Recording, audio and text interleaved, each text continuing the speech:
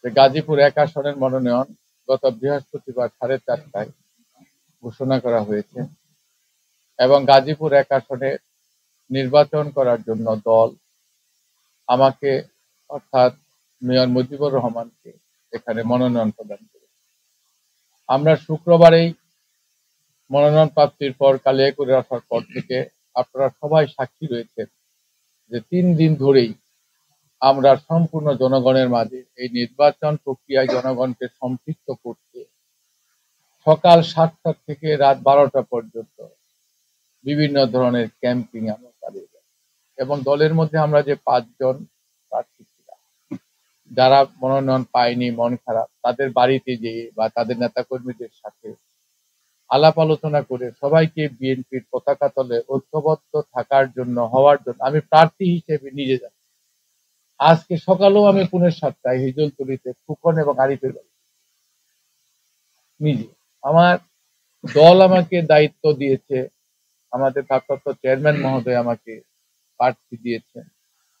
আমার যে কোনো মূল্যে দলকে ঐক্যবদ্ধ করাটা আমার নৈতিক দায়িত্ব। পাশাপাশি মনোনয়ন প্রাপ্তির পর ভোটারদেরকে অন্তর্ভুক্ত করা এই নির্বাচনী প্রক্রিয়ায় যেহেতু আমাদের আরেকটি দল ৬ মাস যাবৎ মাঠে ময়দানে কাজ করছে, সুতরাং খুব দ্রুতই জনগণ কিভাবে মনোনয়নটাকে গ্রহণ করেছে সেটা পরীক্ষা করার জন্য আমাদেরকে মাঠে যেতে হচ্ছে। ইনশাল্লাহ যখন আমরা সব জায়গায় দেখতে পাচ্ছি যে বিএনপির পক্ষে গণজোয়ার সৃষ্টি হয়েছে, কোনাবাড়িতে ইতিমধ্যে গণজোয়ার সৃষ্টি হয়েছে, পৌর এলাকায় গণজোয়ার সৃষ্টি হয়েছে এবং আগামী মঙ্গলবার এই মনোনয়ন প্রাপ্তিতে আমাদের কালিয়াকুরবাসী, আমাদের দলের ভারপ্রাপ্ত চেয়ারম্যান এবং আমাদের দেশনেত্রী বেগম খালেদা জিয়া স্থায়ী কমিটির সদস্যদের ধন্যবাদ এবং কৃতজ্ঞতা জানানোর প্রস্তুতি নিচ্ছে। সকাল 10টায় এই বিএনপির অস্থায়ী কার্যালয় থেকে একটা র্যালি বেরোবে ধন্যবাদ জ্ঞাপন করে আমাদের মা দেশনেত্রী বেগম খালেদা জিয়ার জন্য দোয়া প্রার্থনার মধ্য দিয়ে।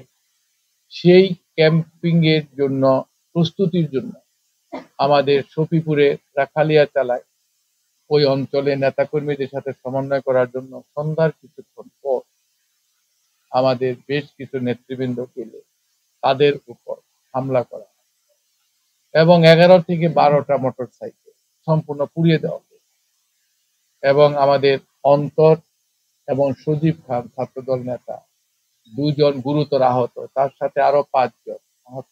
আচ্ছা, আমরা ৯ ডিসেম্বরকে সামনে রেখে আপনারা জানেন বাংলাদেশ জাতীয়বাদী দল বিএনপির মনোনীত প্রার্থী আমাদের মেয়র মুজিবুর রহমান সাহেবের ৯ ডিসেম্বর আমাদের প্রোগ্রামকে রেখে আমরা বিভিন্ন এলাকাতে জনসংগ্রাম করতেছিলাম।